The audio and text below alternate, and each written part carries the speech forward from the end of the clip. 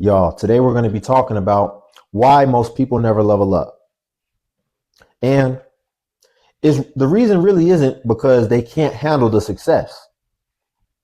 The reason why most people never level up is simple. It's because they can't handle friction.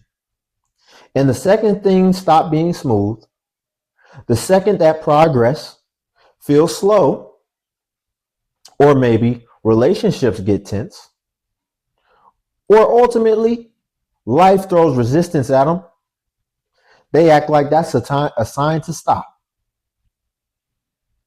But here's the bottom line. Friction isn't a warning sign. Friction is really proof that you're moving. And if you learn how to master friction, that will give you an advantage over 99% of people who crumble at the second that things stop being easy. So before we unpack that further, what's going on, Limitless Legion? Or if you're new to my channel, welcome to the channel. This channel is for the ones who know they're built for more, the ones who don't run from pressure, they grow through it. So if you want to be a part of the Limitless Legion, then all you have to do is subscribe to the channel and leave a like, because it lets the algorithm know that we are building something real over here. And I need y'all to leave the like. Go ahead and do that right now. But without further ado, the title of today's video is simply how to master friction. So first, what I want to start off with, y'all, I need you to understand that friction is neutral. We grow up thinking that friction is bad, that friction is something to avoid or something to minimize. But friction is just feedback. It's literally the same in physics and in life. Friction is the force that resists motion. So if you're feeling it, that means that's good, because that means you're in motion. But if you're not in motion, then there won't be any friction. All right? So that's what we got to understand. And now I can give you the twist. And the twist is that friction itself isn't the enemy. It's your relationship with it. Because what most people do is they associate friction with pain. But high performers see friction as proof that they're interacting with reality.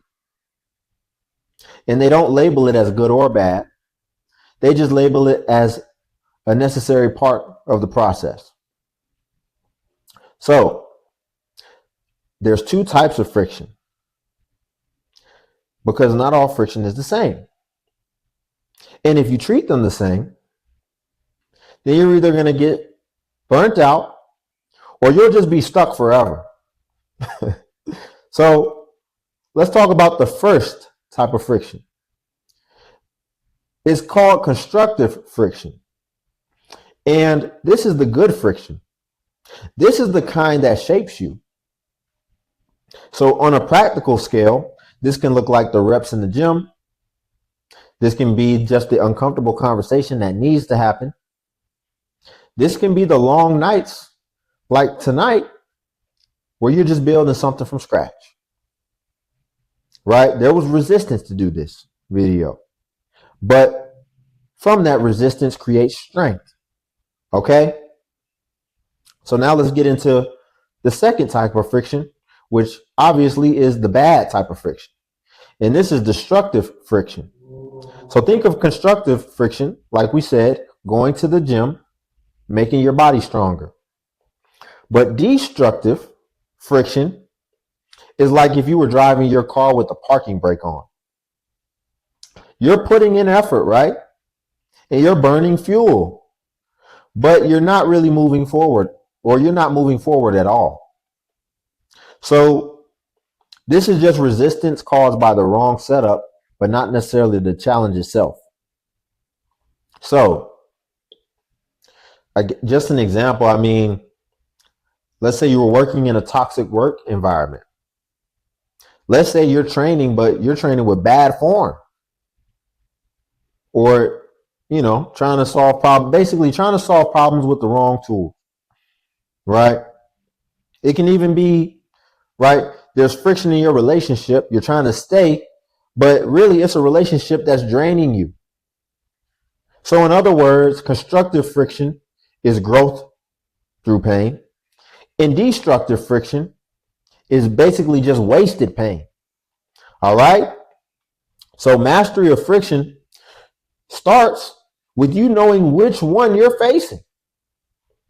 And we need to be leaning into the constructive while simultaneously eliminating the destructive. So just because one exists doesn't mean that the other one's not present as well. We must be working on both, but we're working on them in opposite ways. We're working on the constructive and we're leaning into that, and we need to be cutting whatever's destructive. All right? So how do we reframe friction? Because this is going to be where most people are going to mess up. Because they a lot of times think that the goal is to get rid of friction entirely. But the real goal is to absorb it, and then you want to adapt it, and then just move through it faster. So we have to reframe. And it's really a simple reframe. Instead of asking yourself, why is this so hard?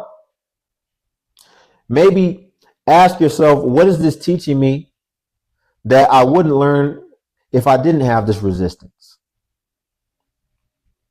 Okay? So what we're trying to do is we're trying to shift, or we're trying to make that shift in our mind, and we're trying to turn constructive obstacles into education. And high performers will even manufacture friction in order to accelerate growth. Whether that's deadline, I don't care if you have an accountability partner, right? It can even be just physical challenges, just parameters. I'm going to do 250 push-ups in the next 30 minutes. And they're creating resistance, and what it's doing is it's sharpening them, because they understand how important it is to preserve that edge. So I want you to think of friction like weightlifting. At first, what happens? The weight feels unbearable. Your body and your mind are going to be trying to fight this. All right? But then what happens? With enough exposure, it eventually becomes manageable. And then it eventually becomes easy. But here's the second key. Here's the key insight that I need you to understand. When it becomes easy, what's that mean? You're no longer getting stronger. So what do we need to do? We need to increase the weight, right? So what are we doing? We're intentionally seeking out that next level of resistance. We're manufacturing it. And if you don't, you'll stay comfortable. And if you're not growing, then what you'll do is you'll just quietly decay. So we need to be looking at friction as an identity marker. The way that you handle friction is going to be a part of your personal brand. People remember whether you walked through it, didn't hesitate, and you stayed calm under pressure.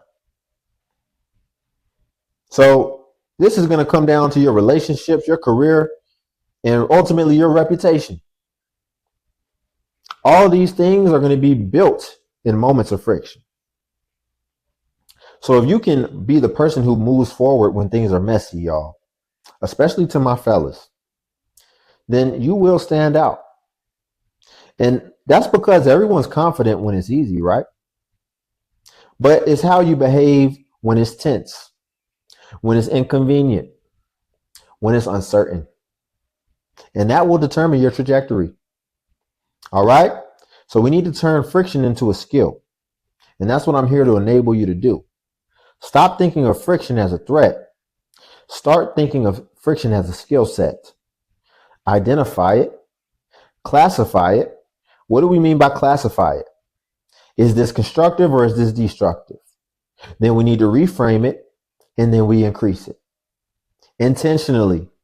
And this is when you've adapted, right? Like the weightlifting example.